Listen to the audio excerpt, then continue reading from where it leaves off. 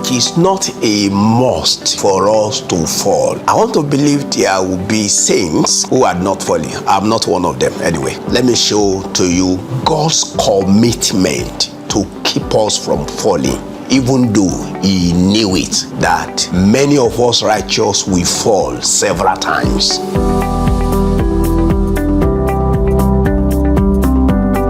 Dear Lord, we appreciate you for your love and your goodness. We say, be thou exalted, Lord, in Jesus' name. Lord, send your word to us. Open our eyes to the fact of your truth and help us to believe your word.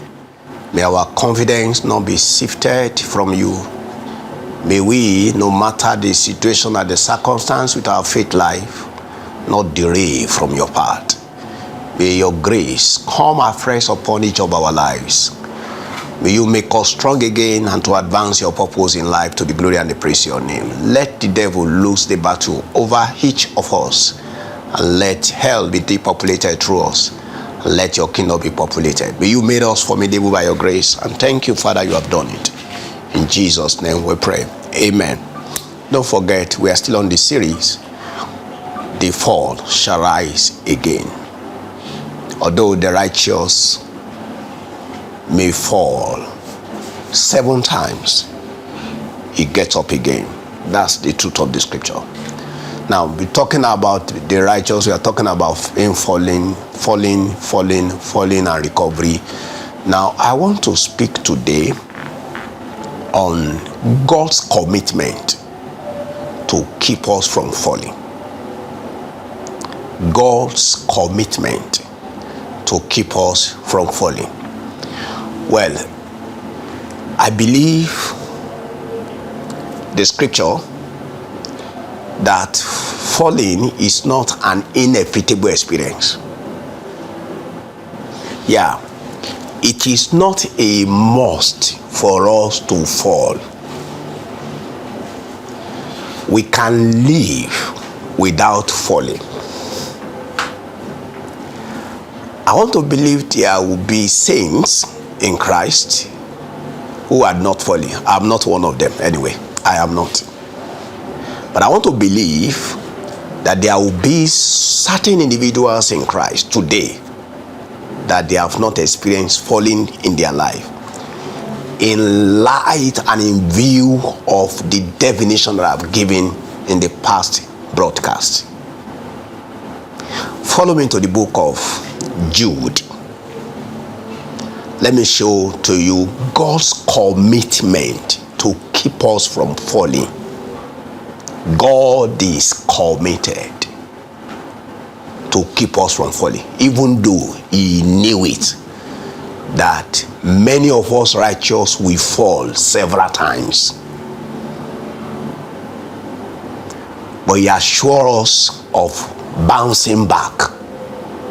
Now, Jude, the only chapter, the last 2 verses 24 and 25. Listen to the word of God.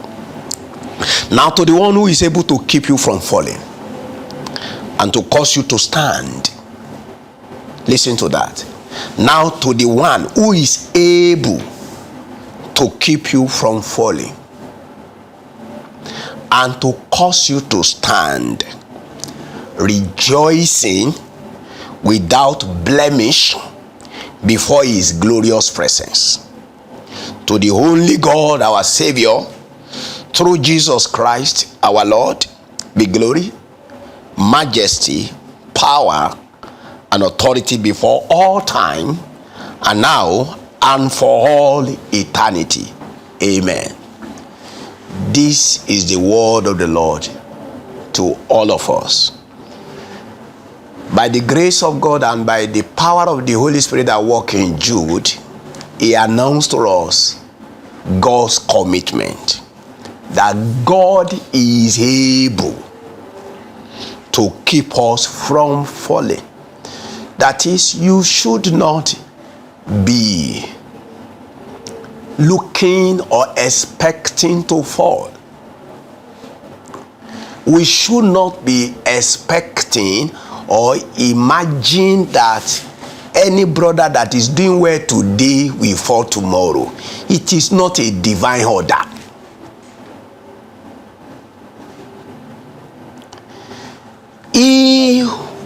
who saved us has the power to keep us from falling. And because you are hearing the stories and the news of certain people that you respect, that they are falling, and you are also contemplating probably that will also happen to you, please don't think like that. The word of God says, now to the one who is able to keep you from falling and to cause you to stand rejoicing without blaming before his glorious presence. Now, God is committed to keep us from falling. In 1 Peter 1:5, we are told, who by God's power. How does God keep us from falling? By his power. Who by his power, by God's power, are protected through faith for a salvation ready to be revealed in the last time.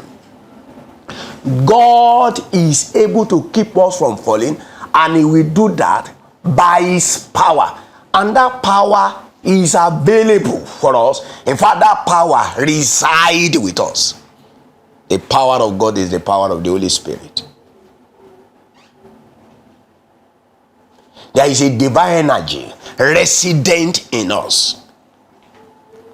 And that is the God's provision to sustain us in faith, to sustain us in our worthy work,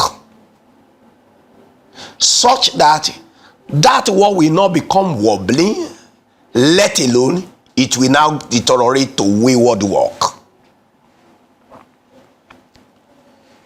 In John chapter 10, verse 27 to 30, Jesus Christ said, my sheep listen to my voice, and I know them, and they follow me.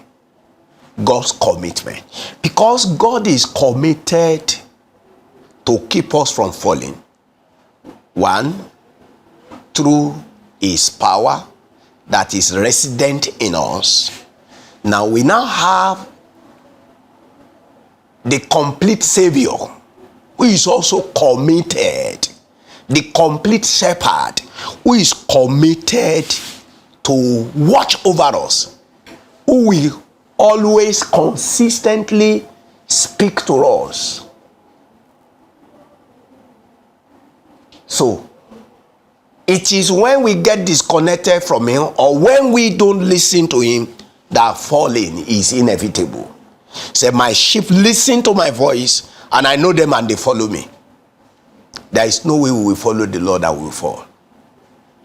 I give them eternal life, and they will never perish. No one will snatch them from my hand.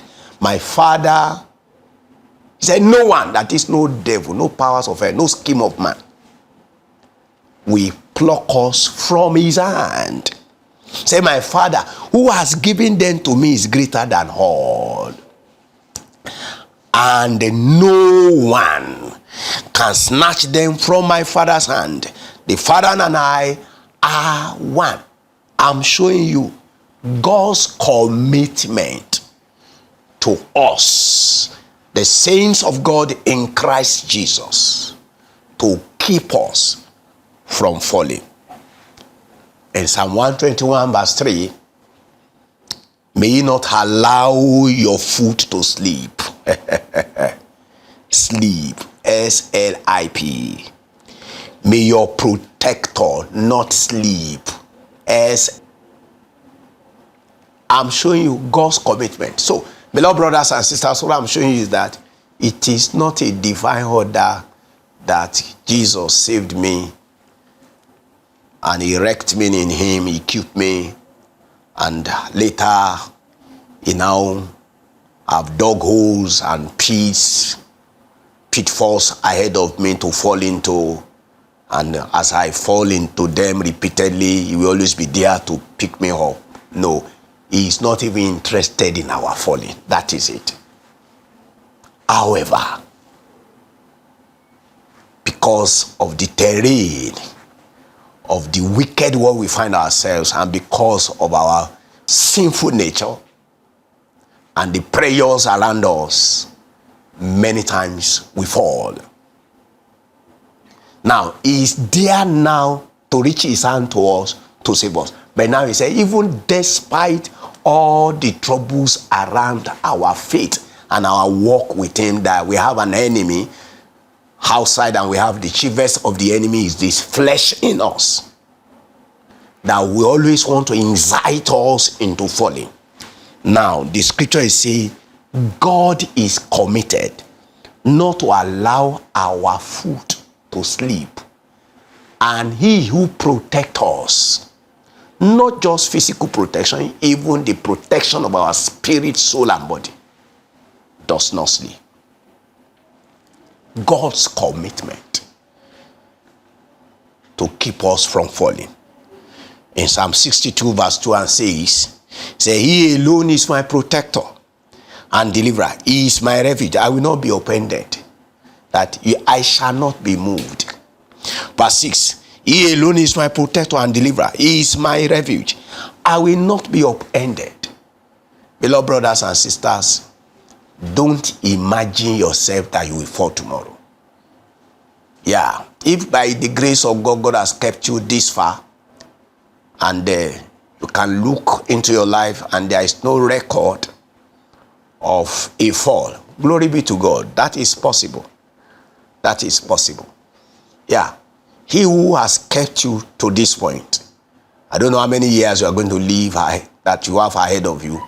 God is committed to always keep you from falling, because he said he will not allow your foot to sleep.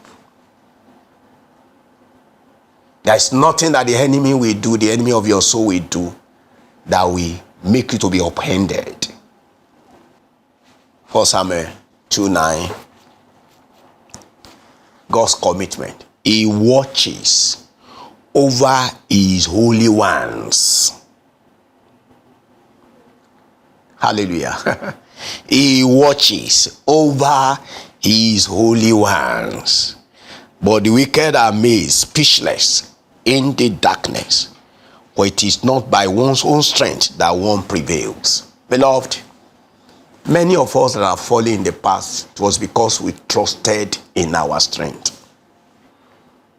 Many of us that have fallen in the past is because we were self-confident, just like our brother Peter. Said by strength, no man is over us. But however, when we depend on ourselves, falling is inevitable. Beloved, I've shown you from the scripture that God is committed.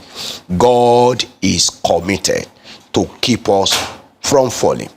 God is committed to keep us from falling. You can live your life without falling. And however, if you had fallen, you can come back. You can bounce back. And you will bounce back. I speak to the lives of many who had fallen and who remain in their fallen state. I say, bounce back now by the power of this word that God has sent out to reach to you, in the name of Jesus. Thank you, dear Lord. Glory be to your name. Lord, do I still have anybody who is yet to come into Christ? I pray that these ones, you will open their eyes, and by your power you will make them to submit to the reality of the truth of the gospel. And Lord, you will let them experience the power of endless life that is available in Christ Jesus. Thank you, Father. In Jesus' name we pray. Amen.